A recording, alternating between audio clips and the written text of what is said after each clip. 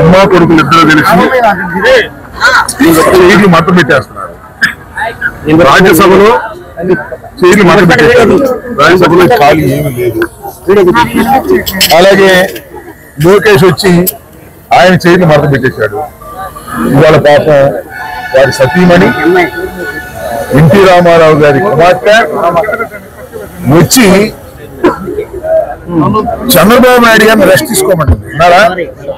ఆయన కుప్పంలో పోటీ చేయటమే కాదు, చంద్రబాబు నాయుడు గారికి రెస్ట్ ఇవ్వండి అని చెప్పి కుప్పంలో చంద్రబాబు నాయుడు గారి కుర్చీ కూడా మూసేశారు.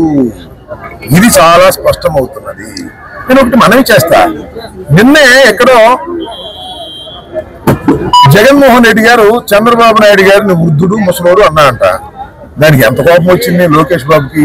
కోపం వచ్చి నేను చాలా ఇష్టం వచ్చినట్టుగా మాట్లాడాడు. పాపం భువనేశ్వర్ గారు కూడా ఇవాళ ఏమన్నారు, ఆయన పెద్దవాడు అయిపోయాడు, ఇక రెస్ట్ తీసుకుంటాడు, నేను పోటీ చేస్తాను అన్నది వాళ్ళ పార్టీ వ్యవహారం, వాళ్ళ కుటుంబ వ్యవహారం.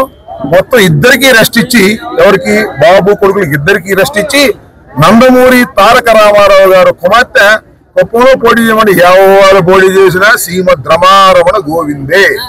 కుప్పంలో ఓడిపోవటం ఖాయం.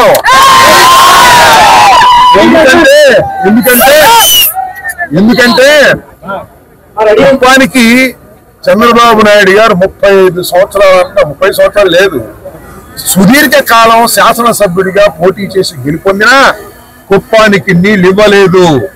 జగన్మోహన్ రెడ్డి గారి ప్రభుత్వంలో త్వరలో నీళ్ళు ఇవ్వబోతున్నాం కుప్పానికి. కాబట్టి కుప్పంలో కూడా ప్రజాదరణ కోల్పోయినటువంటిది చంద్రబాబు నాయుడు గారి కుటుంబం. కాబట్టి అక్కడ కూడా చేయిరు మడత వెయ్యవలసిందే. కుప్పంలో గెలిచే పరిస్థితి తెలుగుదేశానికి లేదు, రాష్ట్రంలో ఎక్కడ గెలిచే పరిస్థితి లేదు. మంచి కామెంటే, నేనేం కాదంటలా. బాబు భువనేశ్వర్ గారు వచ్చి నందమూరి వంశస్త్రాలు ఆమె వచ్చి చంద్రబాబు నాయుడు గారు రెస్ట్ తీసుకోమని ఆమె పోటీ చేస్తే ఆమెకైనా ఓటమి తప్పదని ఈ సందర్భంగా చెప్పదలుచుకున్నాను.